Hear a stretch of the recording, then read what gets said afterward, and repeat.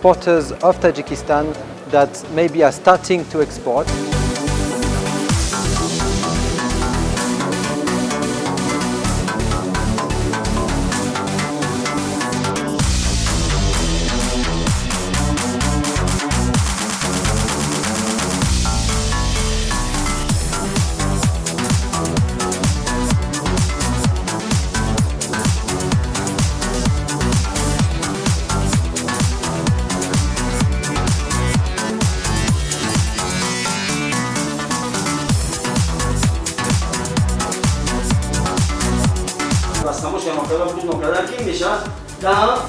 Форс-мажор. Это значит политический риск.